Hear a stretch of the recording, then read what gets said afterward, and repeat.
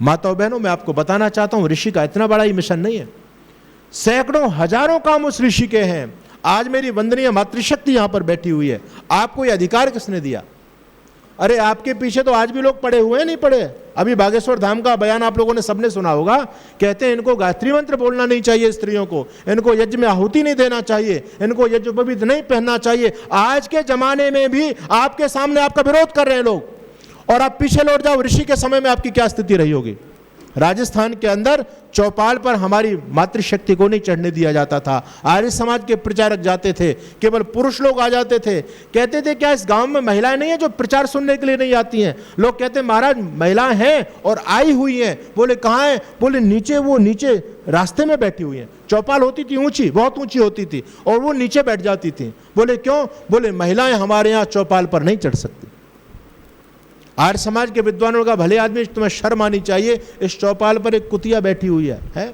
वो चौपाल पर चढ़ सकती है, वो गंदगी चौपाल पर कर रही है, वो तुमको दिखाई नहीं देता। अरे जो तुमको जन्म देने वाली है, स्त्री ब्रह्मा बबू विथा, जो इस संसार की आधार है, जो हमारी जगत जननी है, उसको तुम चौपाल पर नहीं चढ़ने देते, शर्म आनी चाहिए। आर्य समाज ने सबसे पहले महिलाओं के हक की लड़ाई लड़ी।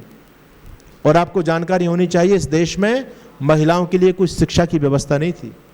ईसाई लोगों ने महिलाओं को शिक्षा की व्यवस्था दी थी। और आप जानते हैं, स्वामी श्रद्धानंद जी महाराज ने अपनी बेटियों को जब उस ईसाई विद्यालय में पढ़ने के लिए भेजा था, तो ईसाई जितने भी शिक्षण संस्थान है, मैं आपको बताना चाहता हूं, आप लोग बड़े खुश होते होंगे कि मेरा बेटा कॉन्वेंट में पढ़ रहा है, मेरा बेटा बहुत बड़े हाई फाई स्कूल में पढ़ रहा है। ये कुछ नहीं है, ये सारे धर्मांतरण कराने के अड्डे हैं। भेजकर औलाद अपनी मिशनरी स्कूल में है बहुत ही कष्टदायक, आप हो बड़ी भूल में। अरे आधुनिक शिक्षा बता गर्दन दबाई जा रही है और आपकी औलाद ईसाई बनाई जा रही है। ये सारे के सारे ईसाई बनाने के अड्डे हैं, आपके बच्चे आपके हाथ से निकल जाएंगे। स्वामी श्रद्धानंद जी महाराज ने इस बात को देखा। उनके बच्चे जब स्कूल से आए तो बच्चे गा रहे थे, ईसा ईसा बोल तेरा क्या लगेगा मोल, ईसा मेरा राम रमैया, ईसा मेरा कृष्ण कन्हैया। स्वामी श्रद्धानंद ने देखा, अरे ये बच्चे तो हमारे हाथ से निकल जाएंगे। और मेरे ही नहीं, अनेक जो भी हमारे हिंदू भाइयों के बच्चे इन कॉन्वेंट स्कूलों में पढ़ने के लिए जा रहे हैं, वो सारे के सारे ईसाई बन जाएंगे। तो सबसे पहले शिक्षा का एक विकल्प स्वामी श्रद्धानंद जी महाराज ने दिया। और आपको जानकारी होनी चाहिए, जालंधर के अंदर देश का पहला कन्या विद्यालय खोला गया। किसने खोला? आर्य समाज ने खोला। आज भी बहुत बड़ा कॉलेज बना हुआ। आर्य समाज ने क्या नहीं किया, लेकिन लोगों को हम बता नहीं पाए।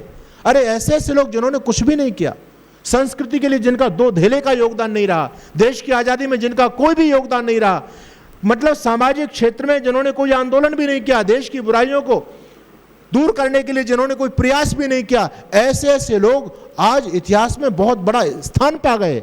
आज हम उनको पूज रहे हैं, हर जगह वो लोग छा गए हैं। लेकिन ऋषि दयानंद ने सब कुछ किया। ऋषि दयानंद को एक षड्यंत्र के तहत दबाया गया। अब मैं आपसे निवेदन करना चाहता हूं, अब समय है हम सभी को एकत्रित होकर के और ऋषि के खिलाफ जो षड्यंत्र चला है, आर्य समाज के खिलाफ जो षड्यंत्र चला है, उस षड्यंत्र का पर्दाफाश करना चाहिए। आपको मेरी माताओं जानकारी होनी चाहिए। देखो, ऋषि दयानंद ने केवल आंसू नहीं बहाए, ऋषि दयानंद ने ठोस काम किया, विकल्प दिया है समाज को। वो घटना ऋषि दयानंद की प्रयागराज की आप सबको याद होगी। इस मातृशक्ति की क्या स्थिति थी ऋषि दयानंद से पहले, आपको जानकारी होनी चाहिए। जब एक मां अपने पुत्र की लाश को लेकर के अपनी साड़ी के कपड़े में, उसके पास कफन नहीं था, अपनी साड़ी के, अपनी धोती के कपड़े को फाड़ करके उसमें लपेट करके अपने बेटे को गंगा में बहाने के लिए लेकर के जाती है। ऋषि सुबह सुबह का समय है, समाधि उनकी खुल चुकी है, बैठे हुए हैं, ध्यान मग्न आराम से बैठे हुए हैं। लेकिन छपाक से जैसी गंगा में आवाज होती है, ऋषि का ध्यान उधर गया। एक स्त्री रो रही है बुरी तरह से, और गंगा में उसने कुछ बहाया है, और बाद में उस कपड़े को गंगा के पानी से धो करके बहुत रोते रोते बार बार गंगा की तरफ देखती है, फिर आगे 4 कदम बढ़ाती है, फिर देखती है, बुरी तरह से हिलकारियां मार मार करके वो रो रही है। ऋषि से नहीं रहा गया। ऋषि दयानंद स्वयं उठ करके जाते हैं और पूछते हैं, माते आपको क्या कष्ट है, ये आपने क्या किया है, आप रो क्यों रही है, गंगा में क्या बहाया है? जब ये बात उस महिला ने सुनी तो फूट फूट करके और रोने लगी और कहती है, स्वामी मैं विधवा हूं, धनहीन हूं, मेरा अंतिम सहारा यही लाल था, पास जो था गंवा बैठी बीमारी में, 2 महीने से रोगी था, बेहाल था, सब तरह लूट कर ये पिसर चल बसा, मुखलिसी में मेरा हाल बदतर हुआ, अरे जिंदा था तो दवा भी ना बेहतर मिली, मरने पर भी कफन ना मयसर हुआ। थी फकत एक साड़ी पहनकर जिसे एक दिन में बनकर के आई दुल्हन, आज लाचार होकर उसी साड़ी को फाड़ करके बना करके लाई कफन। कहती है स्वामी जी हमारे यहाँ परंपरा है, जब किसी की मौत हो जाती है तो कफन नए कपड़े का दिया जाता है। लेकिन मैं कहाँ जाती, लोग मेरे तो मुंह देखने के लिए लोग राजी नहीं है। समाज के लोग तो कहते अपने पति को खा गई, मैं विधवा थी। क्या कहते थे गांव में, अरे ये तो नरभक्षी है, ये अपने पति को खा गई, अब अपने बेटे को भी खा गई। उस विधवा का कोई मुंह देखना पसंद नहीं करता था। याद रखना आप लोग, वो बेचारी रो रही है कि मैं स्वामी जी मेरी मदद किसी ने नहीं की, मेरे जीवन की जो भी पूंजी थी इस बच्चे की चिकित्सा में मैंने खर्च की, लेकिन फिर भी मेरा दुर्भाग्य था ये बेटा चला गया और अब लोगों ने फिर भी मुंह मोड़ लिया मेरे से। एक भी बंदा मेरे बेटे के मरने पर मुझको सांत्वना देने नहीं आया। लोग कह रहे थे उसके मुंह मत देखो, वो पहले अपने पति को खा चुकी और बेटे को भी खा गई है। मैं कहां जाती, कौन मेरी मदद करता। लेकिन मेरी जब मैं दुल्हन बन करके आई थी तो एक साड़ी नहीं रखी थी, आज मैं उसी साड़ी को फाड़ करके कफन बना करके लाई। लाल तोजा छिपा गंगा की गोद में, इसलिए मैंने उससे उतारा कफन। सबकी सुई से इसको सीलूंगी मैं, लाज ढक लूंगी अपना छिपा लूं बदन। कहती महाराज इसको लेकर के जा रही हूं, दोबारा से सिल लूंगी और अपने जीवन को काटूंगी। जब ऋषि दयानंद जी महाराज ने इस दुर्घटना को देखा जीवन में पहली बार, ऋषि दयानंद चीत्कार कर उठे, रो पड़े ऋषि दयानंद और कहते हैं जो देश कभी सोने की चिड़िया रहा हो, उस देश में आज इतनी विपन्नता आ गई, उस देश में इतनी गरीबी कि आज हमारे इस मातृशक्ति को कफन के लिए कपड़ा तक नहीं मिला है। देश किस दिशा में जा रहा है। ऋषि दयानंद, इतिहासकारों ने लिखा, रे सदियों के बाद हिमालय आंसू भर कर रोया। जो दयानंद अपने पथ में आने वाली किसी भी भयंकर से भयंकर षड्यंत्र को, बाधाओं को देख करके कभी विचलित नहीं होता है, आज वो मातृशक्ति की वेदना को देख करके फूट फूट करके रोया है। और केवल रोए नहीं, शाम का समय हो गया, ऋषि ने दिन में भोजन नहीं किया है। ध्यान देना शब्दों पर, शाम का समय हो गया, ऋषि ने भोजन नहीं किया। सेवक ने बिस्तर लगा दिया, चद्दर बिछा दी गई सोने के लिए। ऋषि दयानंद टहल रहे हैं, सेवक ने निवेदन किया महाराज बहुत समय हो गया है, आप विश्राम कर लीजिए। ऋषि दयानंद कहते हैं आप सो जाओ, मैं आराम से विश्राम कर लूंगा। वो सेवक सो जाता है, लेकिन ऋषि दयानंद, उसकी आंख खुली तो स्वामी जी फिर टहल रहे हैं। उस व्यक्ति ने स्वामी जी से फिर निवेदन किया कि स्वामी जी क्या बात है, आज आपने कुछ खाया नहीं है और अब रात, इतनी गहन रात हो चुकी है, आप तो समय पर सोने वाले हैं, आज विश्राम क्यों नहीं करते, क्या आपको कोई पीड़ा है, आपको कोई दर्द है। तो ऋषि दयानंद कहते हैं हाँ मुझको दर्द बहुत ज्यादा है। भक्त कहता है स्वामी जी क्या किसी चिकित्सक को बुला करके लाऊं, किसी वैद्य को लेकर के आऊं।